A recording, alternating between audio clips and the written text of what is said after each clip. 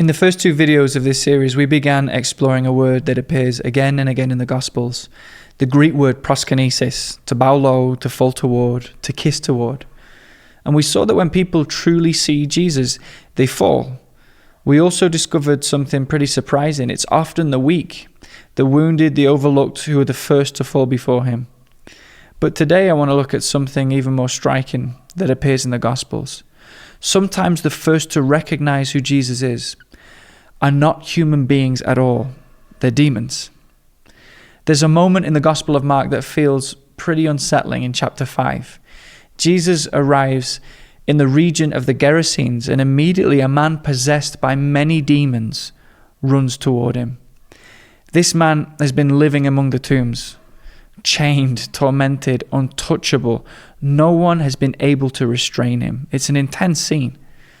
But when he sees Jesus in the distance, the text says something incredible. It says that he ran and fell down before him. Again, it's that same pattern. Proskynesis. The body falls before Christ. But this time, the voice that speaks is not the man's. The demons cry out, "What have you to do with us, Jesus, Son of the Most High God?" I want you to think about that for a moment. Before the crowds understand, before the disciples can fully comprehend, the demons recognize him. Something in the unseen realm sees Jesus with terrifying clarity. They know exactly who he is. They know his authority. They know his power. And so they fall, not in love, not in worship, of course, but in recognition. Because when reality itself confronts them, resistance collapses. So it tells us something profound about Jesus. His authority is not simply moral authority. It's not merely persuasive teaching. It's not the authority of a philosopher or a leader. It's something deeper. It is ontological authority. It's the authority of the one through whom all things were made and all things hold together by his word. So when Jesus steps onto the stage of history, creation recognizes its center. You better believe it.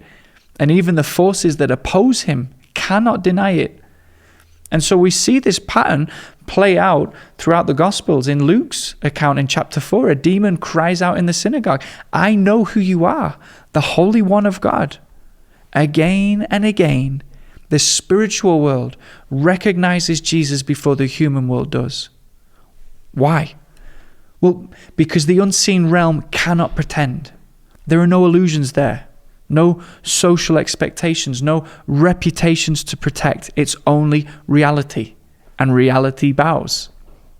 Now, this may sound unsettling at first, but it reveals something deeply comforting if you can recognize it. It's to say that the created universe is not chaotic. It has a center, and the center is Christ. The wind knows it, the sea knows it, even darkness knows it.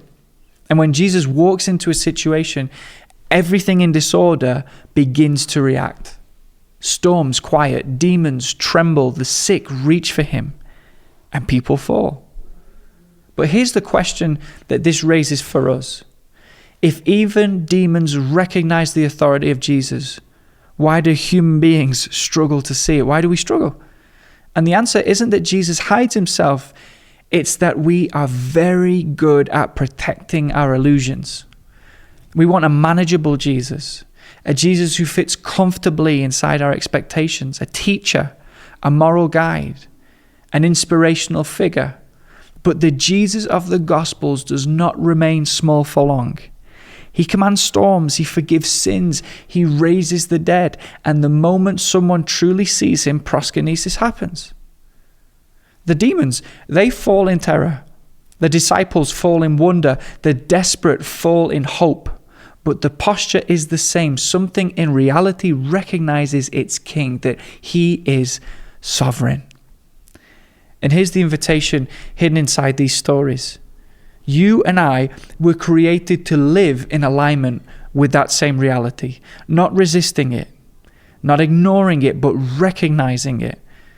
And when you bow before Jesus, you are not diminishing yourself. You are coming into harmony with the structure of creation itself.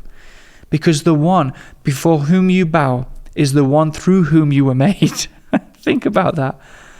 This is why worship isn't humiliation, it's restoration. It's the creature returning to its proper orbit around its creator. It's the heart saying, you are God, and that is good. And strangely, when that happens, peace enters the soul, because the burden of trying to be the center of your own life finally lifts.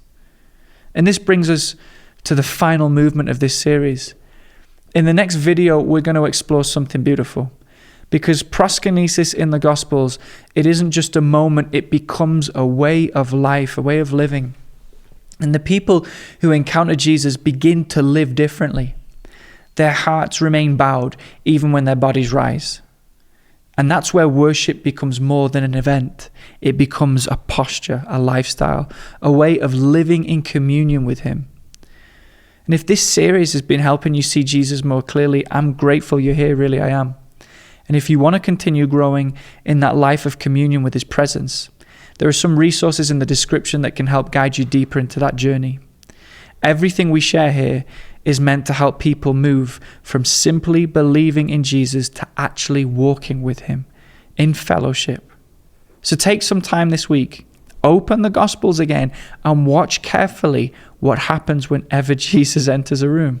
Storms quiet, darkness trembles, and hearts fall. Because when reality becomes clear, brothers and sisters, proskynesis follows. And remember, eternal life starts now.